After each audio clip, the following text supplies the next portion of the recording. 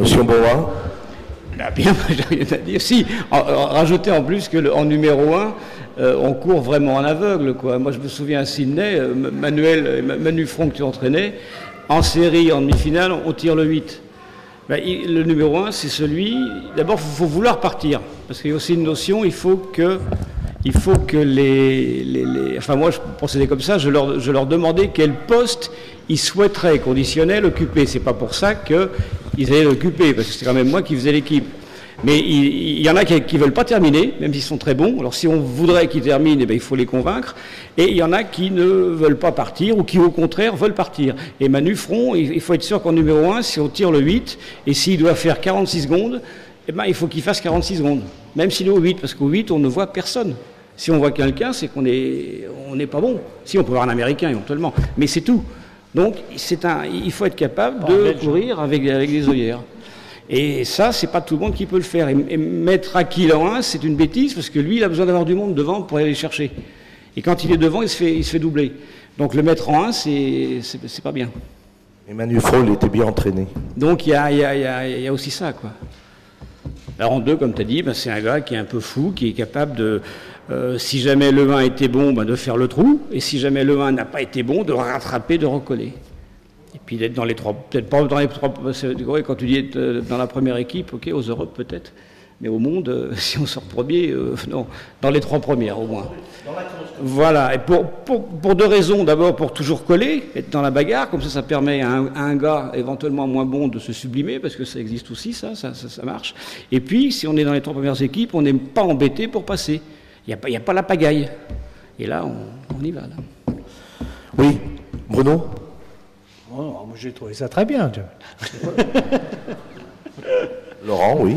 Peut-être ouais, sur le rôle du premier relayeur, enfin, ou en tout cas son activité. Qu'est-ce qu'il fait tout à l'heure, j'ai parlé de repères externes et de repères internes, et que les deux, c'est les deux en fait qui permettent de construire son rythme. Et en fait, le premier relayeur, celui qui démarre, eh ben, il ne peut se fier qu'à ses repères internes. Il ne peut pas. C'est pour ça que je suis pas d'accord avec l'analyse de Jamel qui dit que Solène, c'est parce qu'elle s'adapte pas à l'environnement. C'est simplement que quand on est premier relayeur, on ne baigne pas dans l'environnement, justement, on est un petit peu seul dans son couloir et qu'on doit faire avec ses propres repères. Et ça, c'est vrai, là je suis d'accord, par contre, elle ne sait pas le faire. C'est-à-dire qu'elle fonctionne plus à l'instinct, quoi. C'est-à-dire si ça démarre, elle démarre, et puis si ça ralentit, elle s'adapte, etc. Et elle est très très mauvaise, effectivement, comme première relayeuse. Enfin, elle était très mauvaise. On va prendre des questions, mais je vais quand même poser la question. Monsieur Borlé, puisque donc pour la Belgique, je vous rappelle quand même que si nous faisons la somme des 4 Français et la somme des 4 Belges, nous devrions être à peu près pareil ou un petit peu devant. Et malheureusement, toutes les dernières courses nous montrent le contraire. La construction de ton équipe ou l'analyse de ce qu'on définit comme caractéristique? Il y a plusieurs choses. D'abord, la course en 4x4 au championnat d'Europe ou aux Jeux Olympiques, championnat du monde est complètement différente. L'autre chose, le deuxième relayeur, c'est pas 100 mètres qu'il doit faire, mais 200, parce qu'il doit absolument arriver à se placer et ça risque de cogner très fort aux 600 mètres. Donc, il doit être un peu foufou et il doit avoir un mental pour pouvoir se placer. Mais moi, je pense que la plus grande fierté que j'ai en Belgique, c'est d'avoir mis de la lumière dans le 4x4. Et en Belgique, le 11e performeur belge, il fait 47-14. Je pense que pour un pays de 10 millions d'habitants, c'est pas mal du tout. Et donc, il y a une envie de se sublimer. L'autre chose qui, pour moi, est très important, c'est qu'avec les entraîneurs, il y en a un qui est ici, c'est qu'on a créé le débat. C'est pas du tout imposer les plans d'entraînement et de faire des copier-coller, mais c'est de pouvoir se mettre autour de la table, puisqu'on a 6 athlètes qui viennent de différents milieux, si on peut dire, et c'est avec ces entraîneurs arriver à travailler pour le bien de l'équipe et de pouvoir discuter de toutes ces stratégies d'endurance, de capacité lactique, de puissance lactique, de comment on fait une préparation, et que cette équipe soit vraiment en symbiose. Et alors derrière ça, j'ai fait énormément de team building et essayer de faire rêver les athlètes sur quelque chose d'exceptionnel. Et maintenant, sur Rio de Janeiro, on a la chance d'avoir des jeunes, et un troisième Borlée peut-être, on ne sait jamais, qui sont dans cette démarche avec l'ouverture des entraîneurs. Et là, on part en Afrique du Sud, et à part Antoine Gillet, tous les athlètes du 4x4 qui ont été repris dans l'équipe sont ensemble, et on crée le débat avec les experts. Et je pense que c'est cet échange qui est exceptionnel, et qui fait que l'équipe belge a envie de se sublimer dans ce projet. Oui, Vincent, non?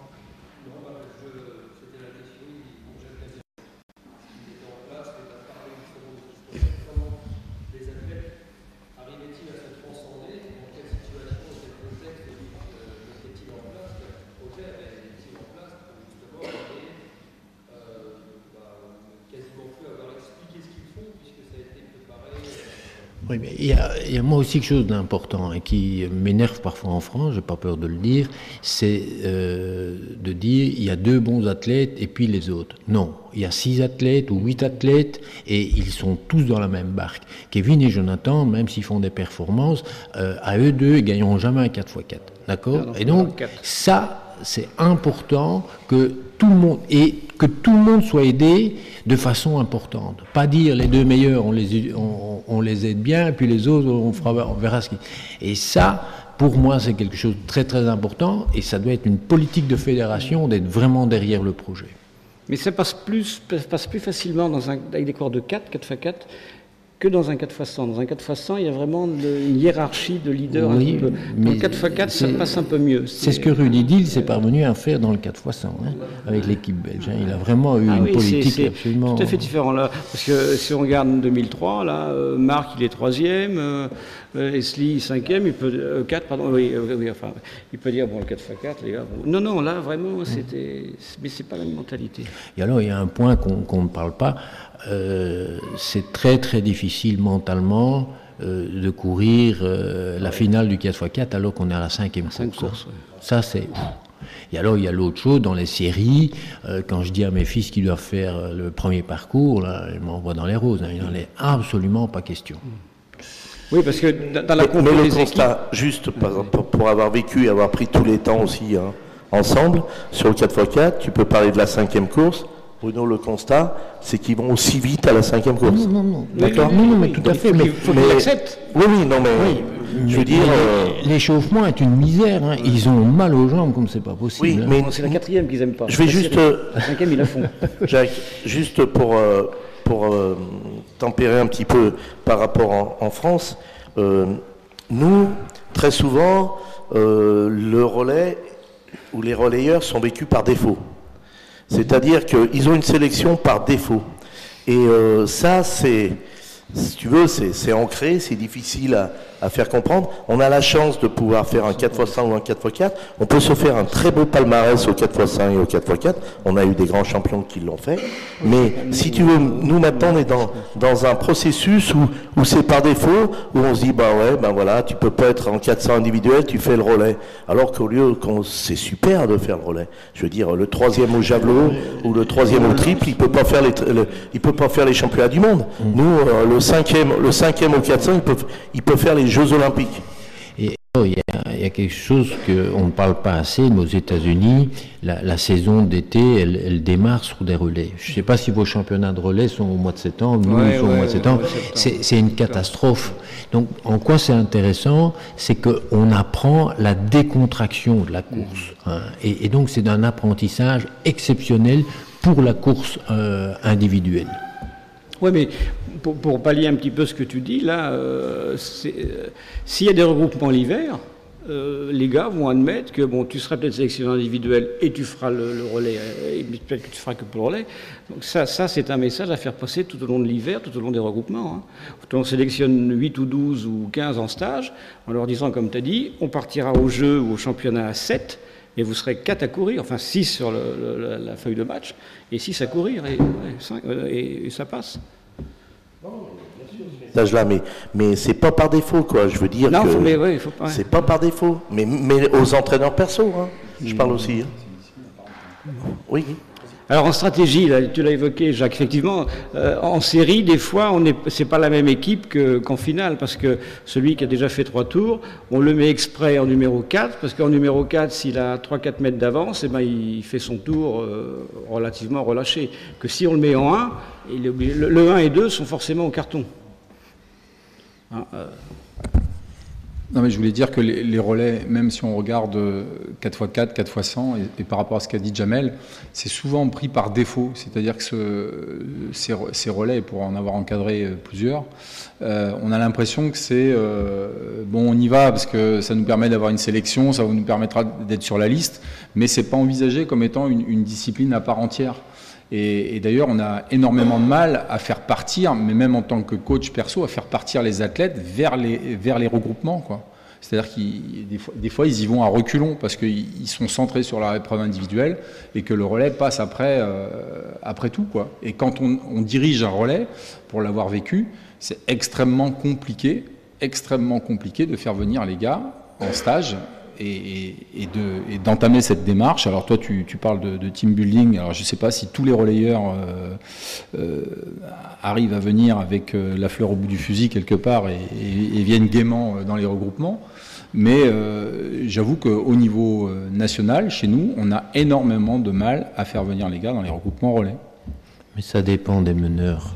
Dans le 4x100 féminin, et avec Kim Gevart, c'était une déesse, et donc elle était tout le temps là. Kim, elle a une autre mentalité, et Rudy aussi. Elle refuse de faire la finale de 200 pour se réserver pour le 4x100. Donc elle leur lance un message. Il y a Marc et Vincent qui ont des questions. Et Marc d'abord, excuse-moi. Hein, t'as levé la main, Marc? Vas-y.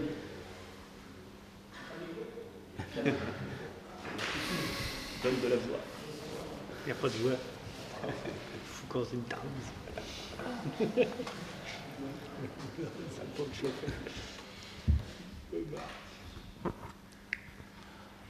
Donc bonjour, je reprenais un petit peu ce que disait M. Borlier par rapport le fait qu'il fasse faire comprendre à l'équipe l'objectif qui était justement de se sublimer par rapport à l'objectif quand ils sont en relais.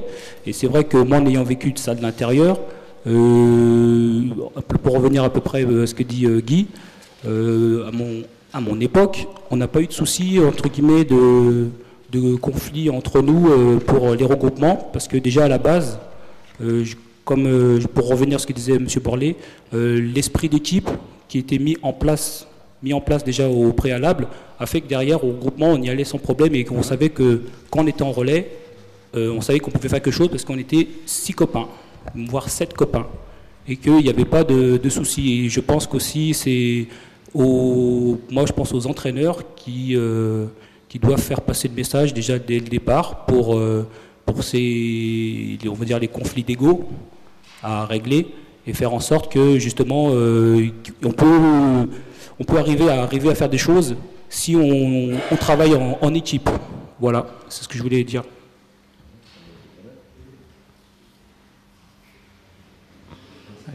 Les mentalités des coureurs de sang ne sont pas les mêmes. Ouais. Moi, je voudrais juste recorriger par rapport à ce que tu viens de dire, Marc.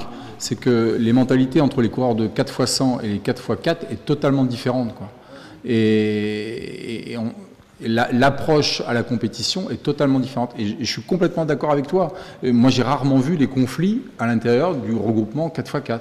Que ce soit chez... Alors, bon, il y a peut-être des petites tensions par certains côtés, mais alors que sur les 4x100, j'ai des images, Séville, par exemple, où j'étais coach adjoint, les gars ont failli se mettre sur la tête, quoi. J'ai vu des regroupements filles où les filles se lancent le bâton. Elles se le passent pas, elles se le lancent avec les insultes. Et on n'a pas le droit réglementairement. Donc je veux dire qu'il y a quand même un niveau relationnel au niveau des coureurs de 4x100. Et quand tu tombes sur des équipes comme ça et que tu dois gérer les égos et les égos des entraîneurs, là c'est compliqué.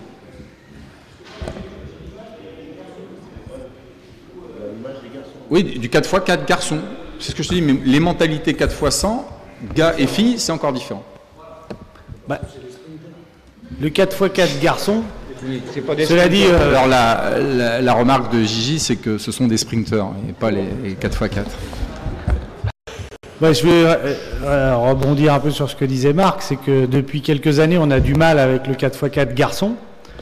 Et je ne m'en cache pas, je leur ai dit de toute façon qu'on avait un problème à gérer des égos et des comportements qui étaient très difficiles.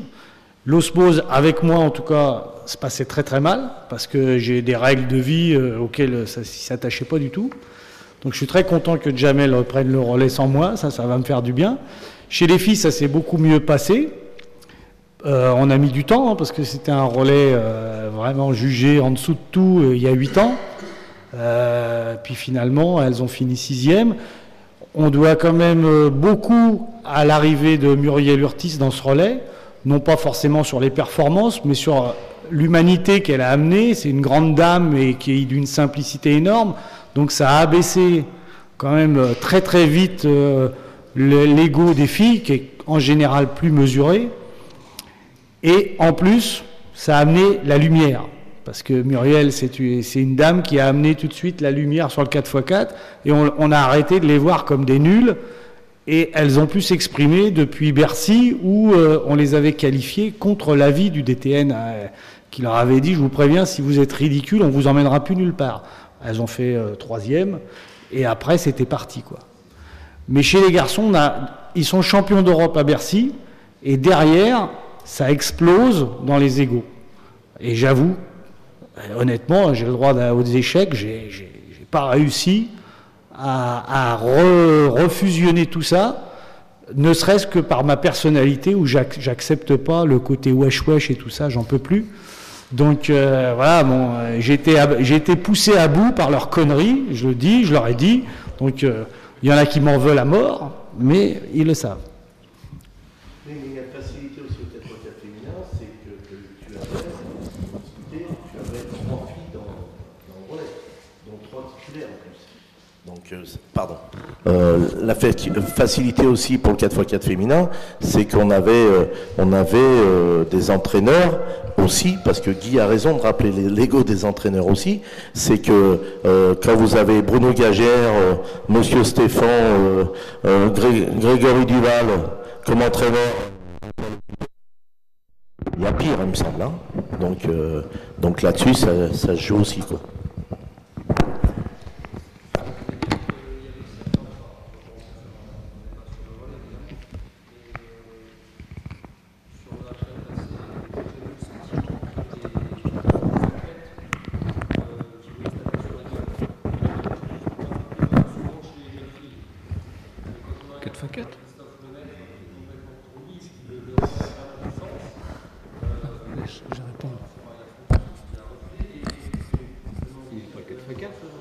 Non, il parle du 4x100 quand il dirait 4x100.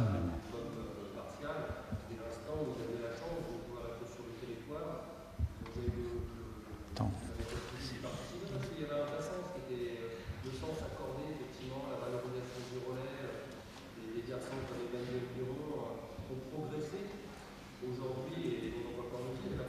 Et grâce au relais. Ouais.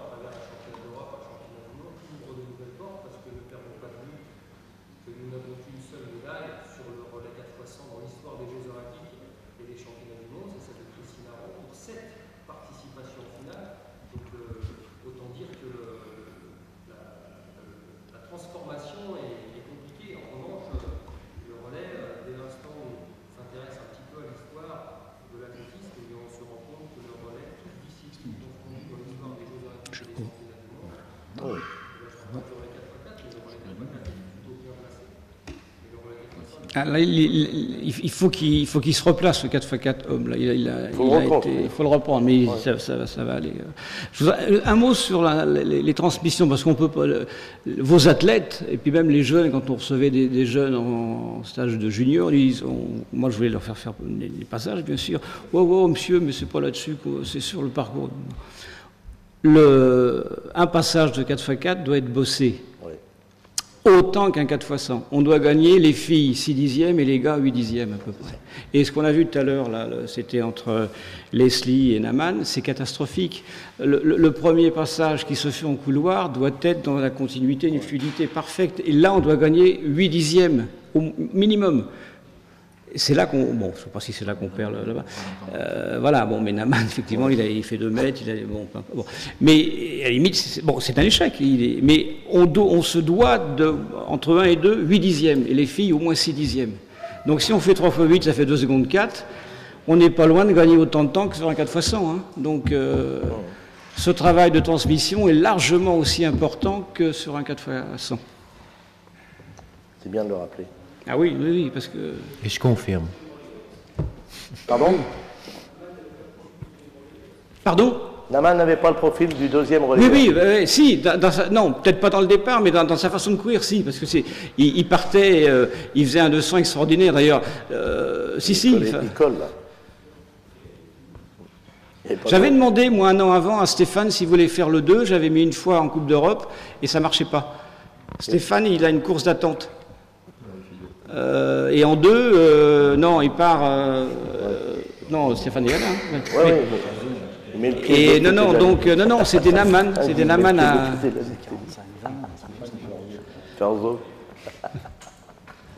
On embête Guy. On embête Pierrot. On dit que Stéphane, il fait hors zone.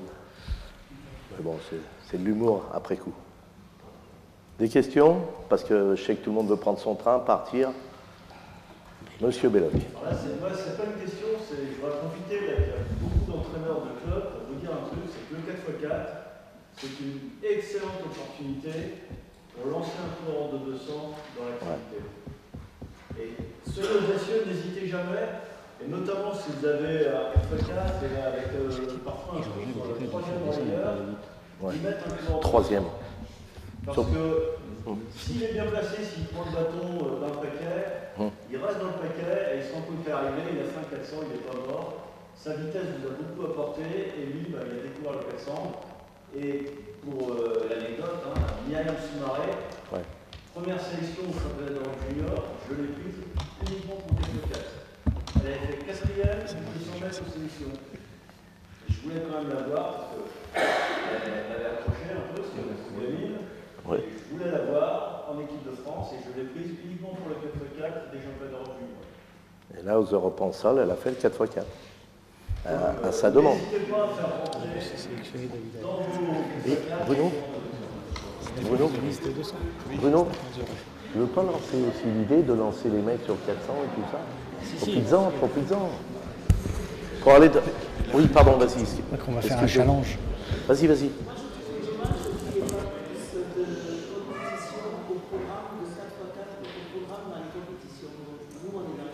Ouais. Il n'y en a pas plus. Ah non, il n'y en a pas plus. Il n'y en a pas plus.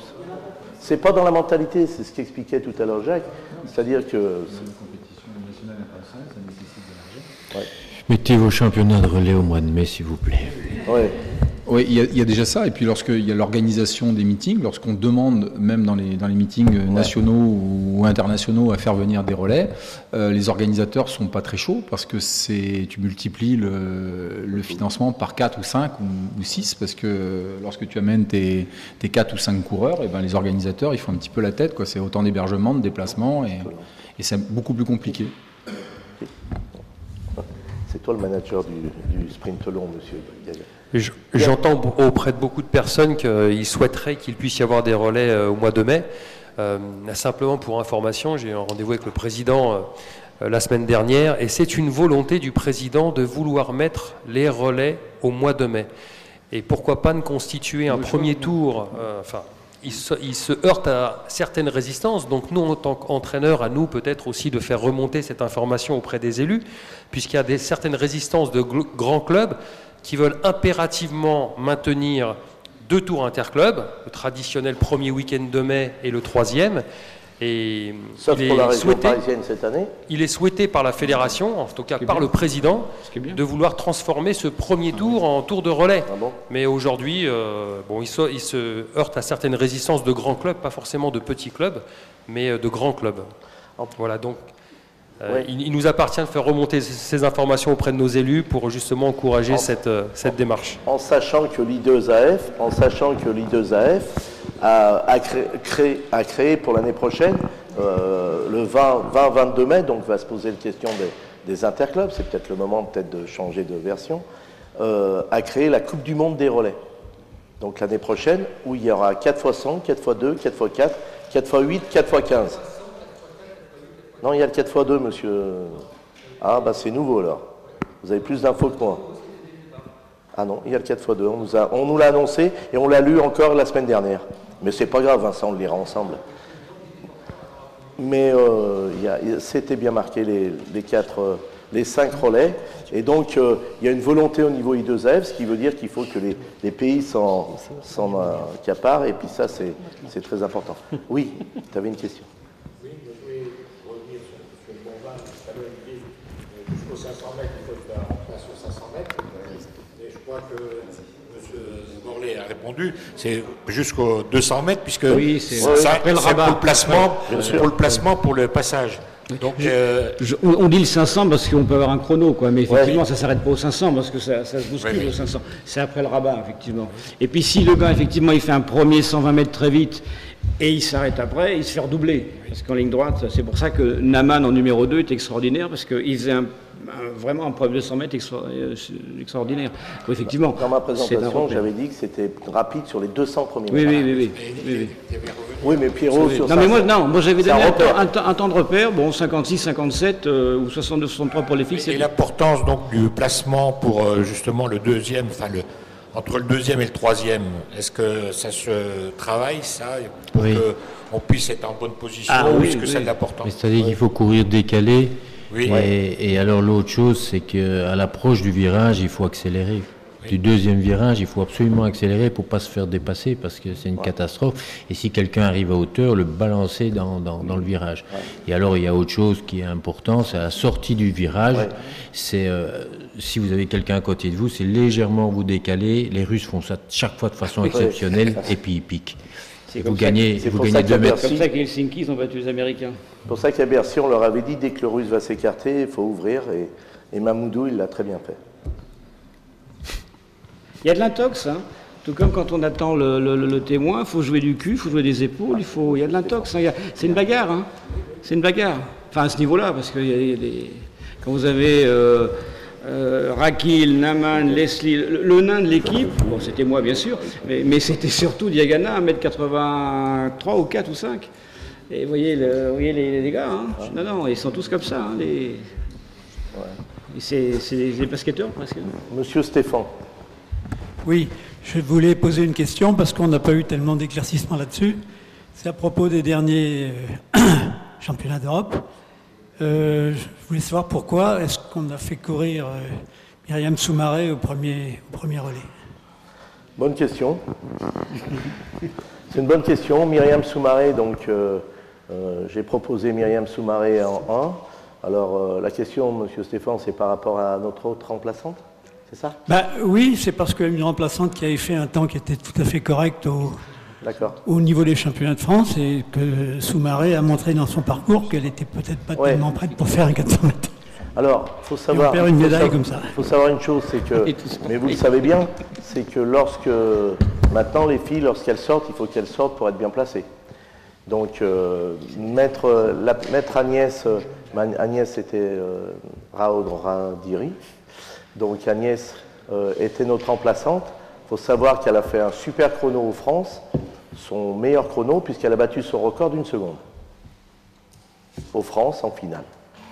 Moi, je me suis dit, oui, pourquoi pas.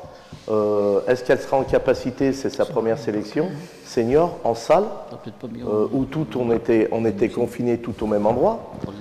Est-ce qu'elle sera en capacité, avec beaucoup d'émotions et beaucoup de... On en a bien discuté par rapport à ça, et elle était dans l'incapacité de reproduire ce qu'elle avait vécu aux France par rapport à ça.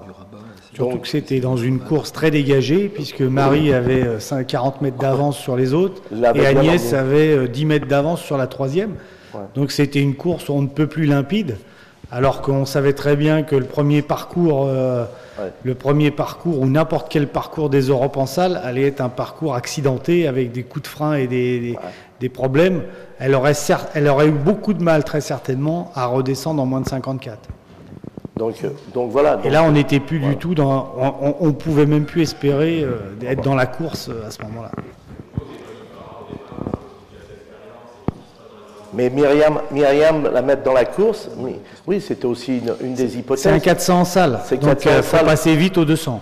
Et ça n'a plus rien à voir. Farah, elle gère très bien son effort, mais c'est pas la reine du premier 200. Elle peut pas mettre les foulées en route. Mais Laurent, Myriam... Non, mais les Europes en salle, c'est un tout petit stade, c'est pas 80 000 personnes. Non, ce que Farah gère très bien, ce que a dit Jamel, c'est tout l'environnement, c'est beaucoup de métiers.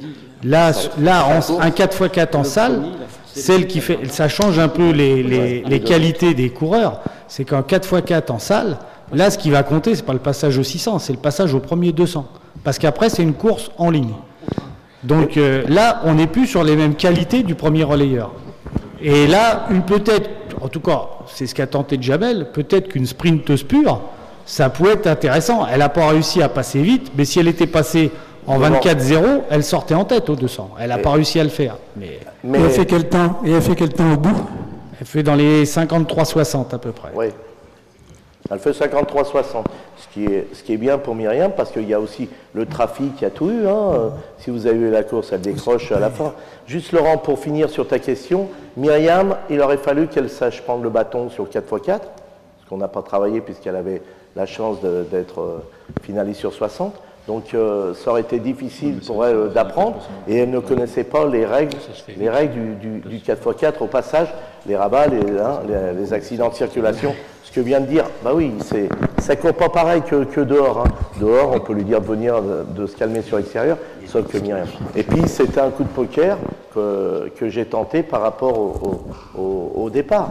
Je me suis dit, elle va prendre la tête, et puis voilà. Sauf que les Anglaises ont très vite réagi à l'annonce de Myriam Soumaré. Et puis voilà, Myriam avait très très très envie, d'ailleurs vous avez vu ses déclarations là-dessus. Après, Monsieur Stéphane, ce que je disais tout à l'heure, sur les temps, ça ne veut pas dire grand-chose. Qu'elle fasse 53-60 en salle, ça ne veut rien dire. Si elle court toute seule, eh ben, elle fait moins de 53. Mais est-ce que c'est ça?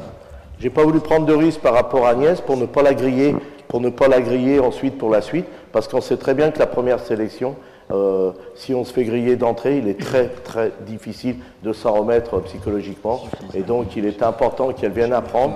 Là, elle va venir en stage national, on va la découvrir encore mieux, on va la voir s'entraîner, on va pouvoir discuter, mais elle avait tout à fait accepté, parce que pédagogiquement, il faut expliquer, on a affaire à des adultes, donc ce choix-là, moi je l'ai assumé totalement, et j'ai été suivi par le manager long et le manager court, et ensuite le DTN. Mais voilà, c'est des choix, mais c'est vrai que les explications, je vous les donne sans problème et n'importe où. Sauf que, je répète bien, sur les temps, attention. Attention. Et si jamais vous voulez prendre les temps pour vous personnellement, parce que le premier fait 400, puis tous les autres font 410 mètres quand même. Vous vous déclenchez le chrono quand ils sont au départ des 10 mètres d'élan. Enfin, entrée de zone plutôt. Parce qu'il y a pas de... Il fait son tour et vous arrêtez le chrono quand il repart là. Comme ça, il n'est pas gêné. Plutôt que de prendre les changements de main, etc. La ligne, au truc, au machin. Quand il part de la zone, vous déclenchez le chrono. Il fait son tour, il reprend il refranchit la zone, hop, vous arrêtez. Et le premier, le 400 est au milieu de zone, enfin au départ du 800. Ouais, au départ du 800. Pardon?